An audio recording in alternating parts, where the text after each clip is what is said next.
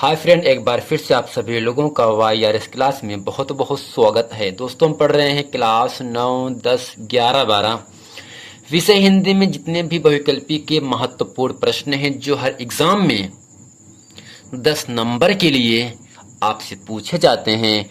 मैं आज इस वीडियो में कुछ महत्वपूर्ण प्रश्नों के बारे में आप लोगों को अच्छे तरीके से हम पढ़ाएंगे।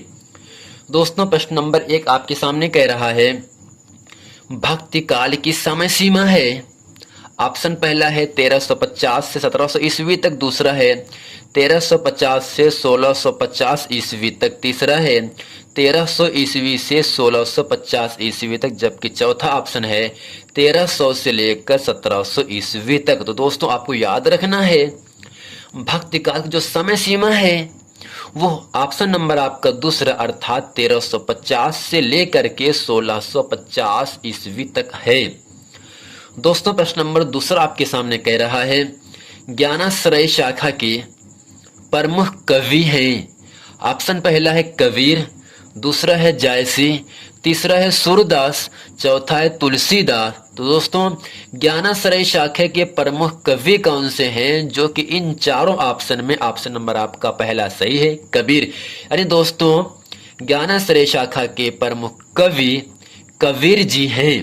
प्रश्न नंबर दोस्तों, प्रश्न नंबर तीसरा आपके सामने कह रहा है, प्रेमाश्रय शाखा के कवि हैं नानक हैं, धर्मदास हैं, या उस्मान हैं, या रविदास हैं।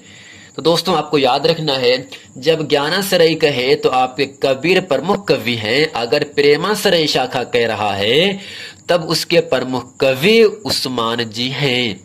कौन है दोस्तों? उस्मान जी हैं। अब दोस्तों, प्रश्न नंबर 4 है, ज्ञानदीप कृत के रचनाकार कौन है? कासिम जी हैं, या शेख नबी जी हैं, या नूर मोहम्मद जी हैं, या कुतुबन जी हैं। दोस्तों, ज्ञानदीप जो है एक रचना आपका है, जिसके रचनाकार कौन है दोस्तों? शेख नबी जी हैं, जो कि ऑप्शन नंबर आपका दूसरा सही है। अब दोस्तों, प्रश्न नंबर 5वां आपके सामने कह रहा है, निम्नलिखित में से कौन सा कथन सत्य है, यानी कौन सा कथन सही है? पहला है, नूर मोहम्मद ने हंस जवाहिर काव्य की रचना की, गलत है दोस्तों। दूसरा है, ज्ञानाश्रय कवि ज्ञान के द्वारा ब्रह्म की प्राप्ति स्वीकारते हैं। तीसरा है, सगुण कवियों ने काव्य रचना के लिए केवल चौपाई छंद का प्रयोग किया है। चौथा है दोस्तों, प्रेमाश्रयी कवियों ने ईश्वर के साकार रूप की उपासना की है। अब दोस्तों, इन चारों ऑप्शन में ऑप्शन नंबर जो आपका दूसरा है, ज्ञानाश्रय कवि ज्ञान के द्वारा ब्रह्म की प्राप्ति स्वीकार करते हैं, ये जो है ऑप्शन नंबर दूसरा आपका सही है।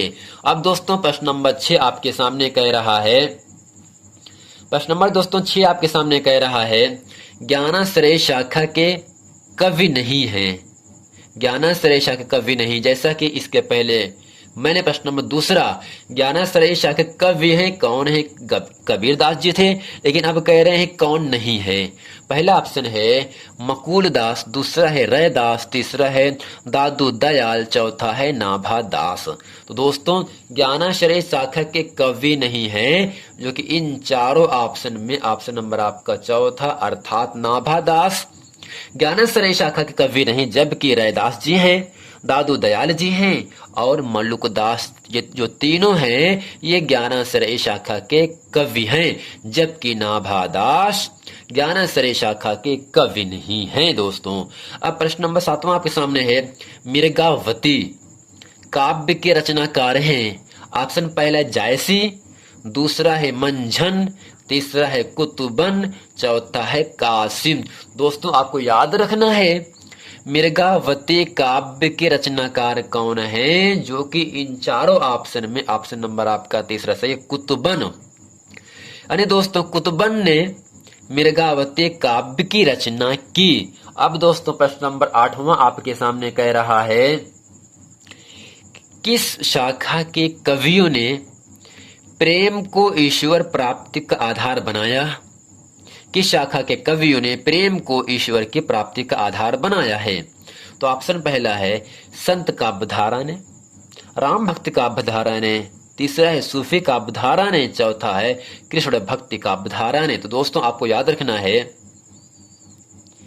सूफी काव्यधारा के कवियों ने, सूफी काव्यधारा के कवियों ने प्रेम को ईश्वर प्राप्ति का आधार बनाया है, जो कि इन चार ऑप्शन में ऑप्शन नंबर आपका तीसरा सही। सूफी काव्यधारा यानी सूफी काव्यधारा के कवियों ने प्रेम को, प्यार को ईश्वर प्राप्ति का आधार बनाया है। अब दोस्तों प्रश्न नंबर 9 आपके सामने कह रहा है, सूफी कवियों की काव्य की विशेषता क्या है। ऑप्शन पहला है ईश्वर के निराकार रूप की उपासना करना, बिल्कुल सत्य है। दूसरा है दोहा व चौपाई छंदों में काव्य रचना। तीसरा है काव्य में श्रृंगार रस की प्रधानता। चौथा है उपर्युक्त सभी। दोस्तों यानी दोस्तों सूफी कवियों ने काव्य की विशेषता क्या बताया, उसने क्या बताया, ईश्वर के निराकार रूप की उपासना की, दोहा चौपाई छंद में काव्य रचना है, और काव्य में श्रृंगार रस की प्रधानता। ये तीनों क्या हैं, सूफी कवियों ने काव्य की विशेषता बताई, जो कि इनमें ऑप्शन नंबर आपका चौथा सही, उपर्युक्त सभी। दोस्तों अगला है राम भक्त शाखा ने किस भाव की भक्ति की है। पहला साख, दूसरा है दास, तीसरा है भक्ति, चौथा है ये सभी। दोस्तों राम भक्त शाखा ने दास भाव की भक्ति की है, जो कि ऑप्शन नंबर आपका दूसरा सही है, यानी राम भक्ति शाखा ने दास भाव की भक्ति की है, जो कि ऑप्शन नंबर दोस्तों आपका दूसरा सही है। अब चलते हैं दोस्तों प्रश्न नंबर 11 पढ़ते हैं। तो दोस्तों प्रश्न नंबर 11 आपके सामने कह रहा है, राम भक्त शाखा के कवि हैं। ऑप्शन पहला है छित स्वामी, दूसरा है परमानंद दास, तीसरा दोस्तों है नरोत्तम दास, चौथा है प्राणचंद चौहान।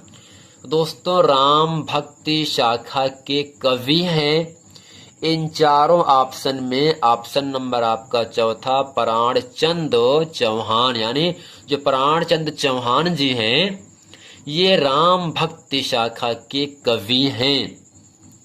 दोस्तों प्रश्न नंबर 12 है कृष्ण भक्ति के प्रवर्तक कौन हैं। ऑप्शन पहला है वल्लभाचार्य, दूसरा है सूरदास, तीसरा है नंददास, चौथा है शंकराचार्य।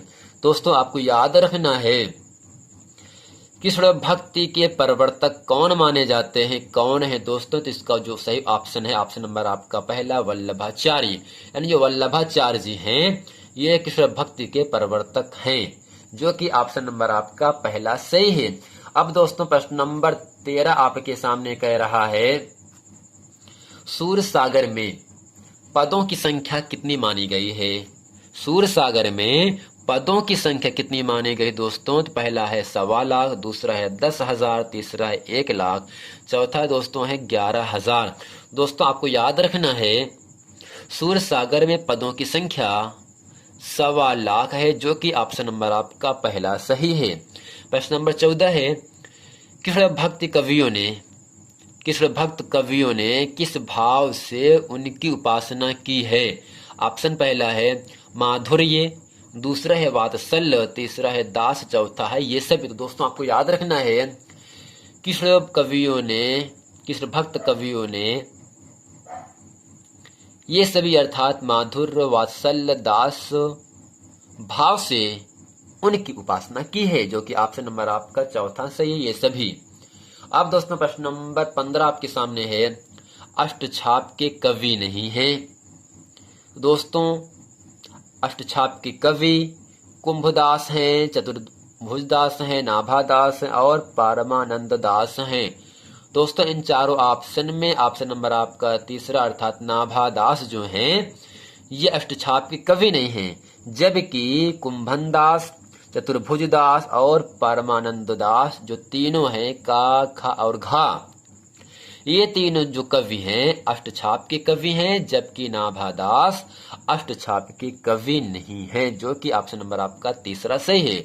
दोस्तों उम्मीद करते हैं इस वीडियो में प्रश्न नंबर 1 से लेकर प्रश्न नंबर 15 तक अच्छे तरीके से आप लोग समझ गए होंगे।